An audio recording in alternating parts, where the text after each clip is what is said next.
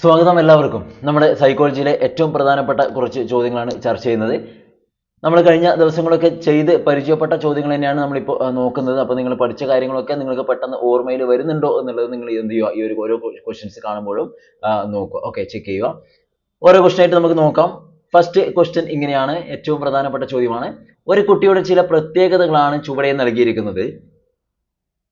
ഓരോന്നായിട്ട് നോക്കാം. ആകാംക്ഷാഭരിതനുമാണ്, നിരവധി ചോദ്യങ്ങളും ചോദിക്കുന്നു. നെക്സ്റ്റ്, അവന് അല്ലെങ്കിൽ അവൾക്ക് സ്വന്തമായ ആശയങ്ങളുണ്ട്. തേർഡ് പോയിന്റ്, വാക് സമ്പത്ത് കൂടുതലും, മുതിർന്ന ആൾക്കാരെ പോലെ സംഭാഷണവും. അതായത് പറഞ്ഞ ഇത്രയേ ഉള്ളൂ. Some characteristics of a child are given below. Curious and ask many questions.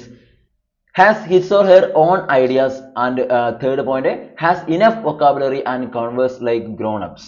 Okay. അപ്പോൾ ഇവിടെ പറഞ്ഞ കാര്യത്തിലുള്ളൂ, ഏത് ഗണത്തിലാണ് ഈ കുട്ടിയെ ഉൾപ്പെടുത്താനാകുന്നത്, അല്ലെങ്കിൽ which category does the child belong എന്നാണ് പറഞ്ഞിരിക്കുന്നത് അല്ലേ.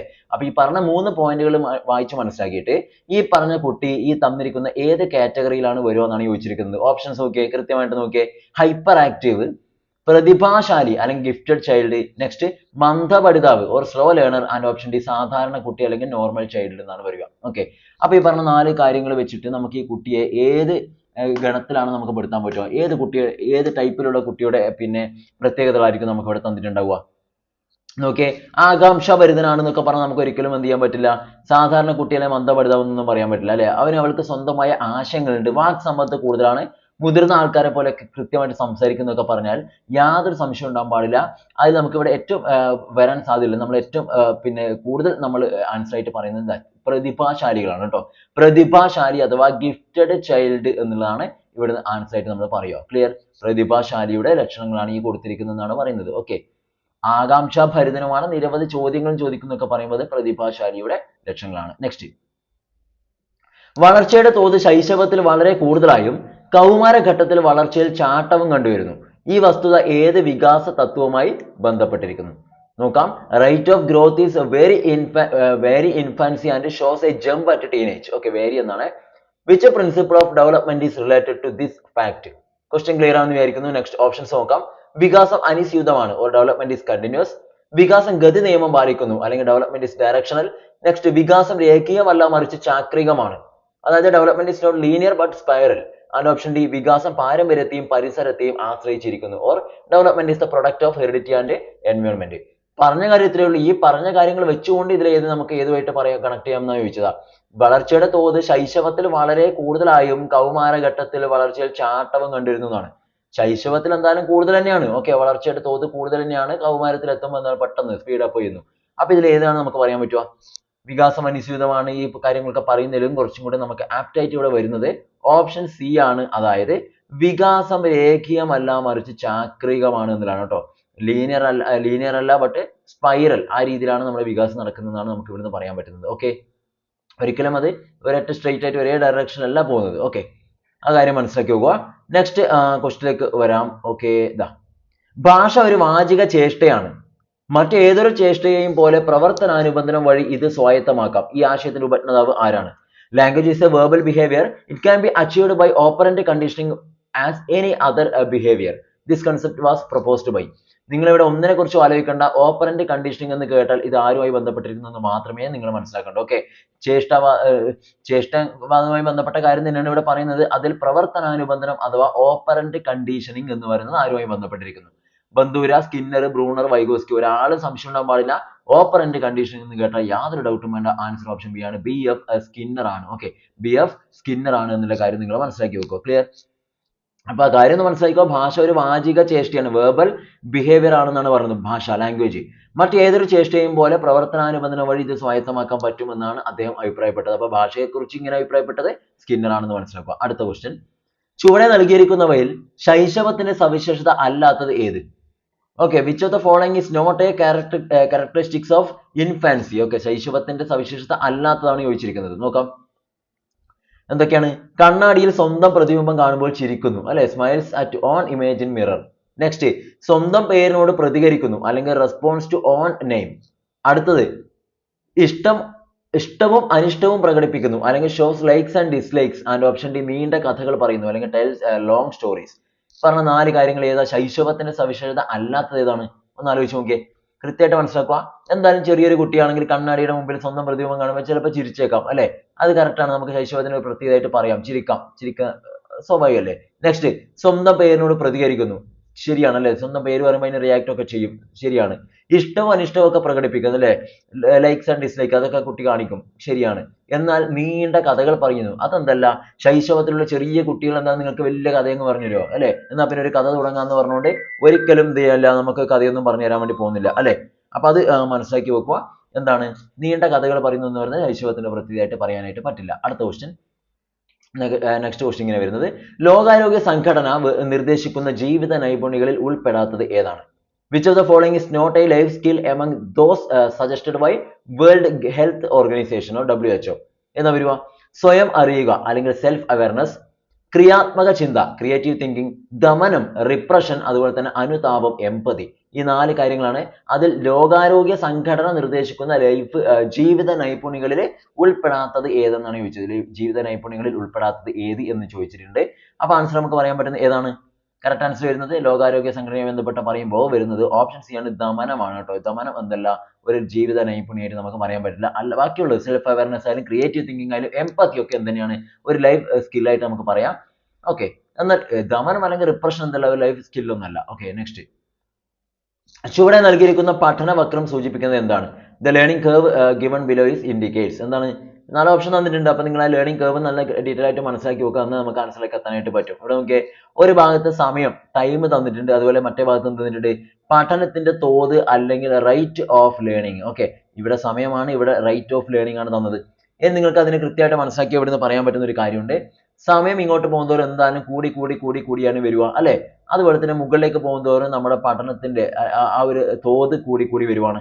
അപ്പൊ നോക്കിയേ, സമയം കൂടുന്നതിനനുസരിച്ചിട്ട് എന്ത് ചെയ്യുന്നുണ്ട്, പഠനത്തിന്റെ തോതും കൂടുന്നുണ്ട്. അപ്പൊ ആ രീതിയിലാണ് ഇവിടെ നമ്മുടെ ഗ്രാഫ് ഇങ്ങനെ വന്നിട്ടുള്ളത് അല്ലെ. അതുകൊണ്ടാണ് ഇതിങ്ങനെ സ്ട്രൈറ്റ് ലൈൻ ആയിട്ട് പോയത്. മനസ്സിലാവുന്നുണ്ടോ?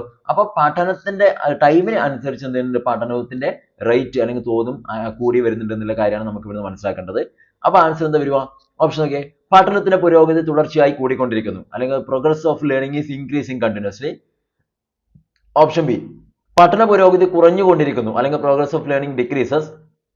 തേർഡ്, പഠന പുരോഗതി സ്ഥിരമാണ് അല്ലെങ്കിൽ progress of learning is constant. And option D, പഠന പുരോഗതി ആദ്യം കുറയുകയും പിന്നീട് കൂടുകയും ചെയ്യുന്നു. Progress of learning decreases at the beginning and then increases. ഏതാ വരുക? ഇവിടെ ഒന്നും നോക്കണ്ട, ഓരോ സമയത്തിന് അനുസരിച്ചിട്ടും അതിന്റെ പഠനത്തെ തോതും കൂടി വരുവാണ്. അതുകൊണ്ടാണ് ഇത് സ്ട്രെയിറ്റ് ലൈൻ ആയിട്ട് വന്നിരിക്കുന്നത്. ഓക്കെ, അപ്പൊ നമ്മുടെ ആൻസർ വരുന്നത് ഫസ്റ്റ് ഓപ്ഷൻ എ ആണ്. പഠനത്തിന്റെ പുരോഗതി തുടർച്ചയായി കൂടിക്കൊണ്ടിരിക്കുന്നു. ഓക്കെ, പഠന പുരോഗതി കൂടിക്കൊണ്ടിരിക്കുന്നു, അതാണ് ഗ്രാഫ് ഇങ്ങനെ പോയത്. ഓക്കെ, ശരിക്കും മനസ്സിലാക്കുക. നേരെ തിരിച്ച് ഇങ്ങനെയാണെങ്കിലോ, ഇങ്ങനെയാണ് ഗ്രാഫ് എന്ന് വിചാരിക്കുക. അതാ ഇങ്ങനെയാണെങ്കിൽ അതിന്റെ അർത്ഥം എന്താ?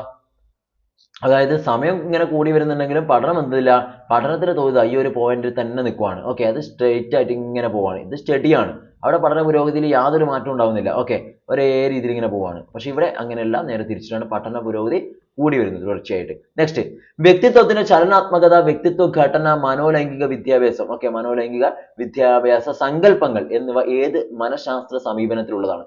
നിങ്ങൾക്ക് എല്ലാവർക്കും അറിയാം എന്താണ് personality dynamics, structure of personality and psycho sexual stages. അതൊക്കെ ആരുമായി ബന്ധപ്പെട്ടിരിക്കുന്നതാണ് ചോദിച്ചത്. നോക്കിയേ, സവിശേഷക സമീപനം ട്രൈറ്റ് അപ്രോച്ച്, മനോവിശ്ലേഷണ സമീപനം സൈക്കോ അനാലിസിസ് അപ്രോച്ച്, ഗസ്റ്റാൾട്ട് സമീപനം, അല്ലെങ്കിൽ നെക്സ്റ്റ് വരുന്നത് മാനവികത സമീപനം അല്ലെങ്കിൽ ഹ്യൂമനിസ്റ്റിക് അപ്രോച്ച്. ഇതിൽ ഏതാ വരുക?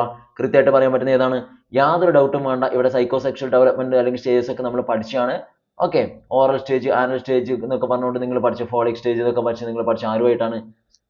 നിങ്ങൾ ഫ്രോയിഡ് ഒക്കെ ബന്ധപ്പെട്ട് മനസ്സിലാക്കിയ കാര്യങ്ങളാണ്. സിഗ്മണ്ട് ഫ്രോയിഡുമായി ബന്ധപ്പെട്ടിട്ട് സൈക്കോ സെക്ഷൽ ഡെവലപ്മെന്റും കാര്യങ്ങളൊക്കെ മനസ്സിലാക്കിയവരാണ്. അപ്പോൾ നമ്മുടെ ആൻസർ വരുന്നത് മനോവിശ്ലേഷണ സമീപനം തന്നെയാണ്, സൈക്കോ അനാലിസിസ് അപ്രോച്ച് ആണ് വരിക. നെക്സ്റ്റ്, ചുവടെ നൽകിയിരിക്കുന്നവയിൽ പ്രക്ഷേപണ രീതി ഏതാണ്? Which of the following is a projective method? എളുപ്പമാണ്, നോക്കിയ വാക്യപൂരണ പരീക്ഷ or sentence completion test, sociogram, check list, ചോദ്യാവലി. ഇതിൽ ഏതാ വരുക? ഏതാണ് ഒരു പ്രൊജക്റ്റീവ് ടെക്നിക്ക് അഥവാ പ്രക്ഷേപണ രീതി ഏതാണ് എന്ന് ചോദിച്ചാൽ നമുക്ക് ഏതാണ് പറയാൻ പറ്റുക? ആൻസർ വാക്യപൂരണ പരീക്ഷ അല്ലെങ്കിൽ സെന്റൻസ് കംപ്ലീഷൻ ടെസ്റ്റ് എന്നുള്ളതാണ് ആൻസർ ആയിട്ട് വരിക. അടുത്തത്, ചുവടെ നൽകിയിരിക്കുന്നവയിൽ കേൾവി കുറവുള്ള കുട്ടിയുടെ സവിശേഷത എന്തെല്ലാമാണ്? കേൾവി കുറവാണ് ഉദ്ദേശിക്കുന്നത്, ഹിയറിംഗ് ഇംപയർഡ് ആയിട്ടുള്ള ആളുടെ ക്യാരക്ടറിസ്റ്റിക്സ് ആണ് ചോദിച്ചിരിക്കുന്നത്. നോക്കാം, അശ്രദ്ധമായി ഇരിക്കുന്നു അല്ലെങ്കിൽ സിറ്റ് വിത്തൗട്ട് അറ്റൻഷൻ, മറ്റുള്ളവരുടെ ചോദ്യങ്ങൾക്ക് പ്രതികരിക്കുന്നില്ല. Do not respond to questions of others. And third point, സംസാരിക്കുന്ന ആൾക്കാരുടെ ചുണ്ടിന്റെ ചലനം നിരീക്ഷിക്കുന്നു, അല്ലെങ്കിൽ observes the lip movement of people. അപ്പൊ ഇതിലേത് നമുക്ക് പറയാൻ പറ്റുമോ? കേൾവി കുറവുള്ള കുട്ടിയുടെ സവിശേഷതയാണ് ചോദിച്ചത്. അപ്പൊ കേൾവി കുറവുള്ള കുട്ടിയുടെ സവിശേഷത എന്ന് കേട്ടാൽ നിങ്ങൾക്ക് വളരെ എളുപ്പത്തിൽ പറയാൻ പറ്റും. എന്താ വരുക? ഒന്ന്, അശ്രദ്ധമായിട്ടിരിക്കുന്നു. ശരിയാണ്. നമുക്ക് എന്താണ് സിറ്റ് വിത്തൗട്ട് അറ്റൻഷൻ, അശ്രദ്ധമായി ഇരിക്കുന്നു ഒക്കെ പറയാൻ കേൾവി കുറവുള്ള ആളുകളെ സംബന്ധിച്ചിടത്തോളം. ഓക്കെ, കാരണം അറ്റൻഷൻ ആയിട്ട് ഇരിക്കണമെങ്കിൽ നമുക്ക് ഏതെങ്കിലും ഒന്നിലേക്ക് കോൺസെൻട്രേഷൻ കൊടുക്കണമല്ലോ, എന്തെങ്കിലും ഒരു കാര്യം സംസാരിക്കുകയോ നടക്കുകയോ ഒക്കെ ചെയ്യുമ്പോൾ.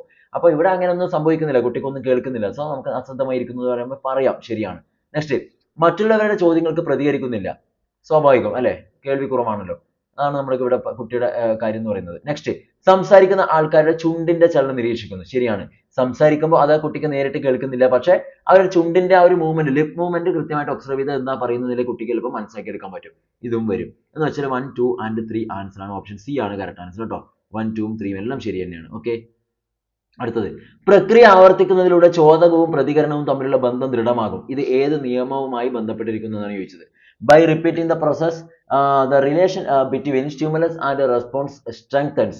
Which law is related to this? എന്താ ചോദിച്ചത്? പ്രക്രിയ ആവർത്തിക്കുന്നതിലൂടെ നമ്മൾ എന്തോ ഒരു സാധനം എന്ത് ചെയ്യുന്നു, റിപ്പീറ്റ് ചെയ്തുകൊണ്ടിരിക്കുന്നു ഒരു പ്രോസസ്സ്. അങ്ങനെ ചെയ്യുവാണെങ്കിൽ എന്താണ്? The relation between stimulus and response strengthens. അതായത് ചോദകവും പ്രതികരണവും തമ്മിലുള്ള ബന്ധം ദൃഢമാകും എന്നാണ് പറഞ്ഞത്. ഇത് ഏത് നിയമവുമായി ബന്ധപ്പെട്ടിരിക്കുന്നു? നിങ്ങൾ ഇങ്ങനെ ആവർത്തിച്ചുകൊണ്ടിരിക്കുന്നു, റിപ്പീറ്റ് ചെയ്യുന്ന വെച്ചാൽ നമുക്ക് ഇതിലേതാ വരുക? ഒരു സംശയം വേണ്ട, ആൻസർ ഓപ്ഷൻ സി തന്നെയാണ്.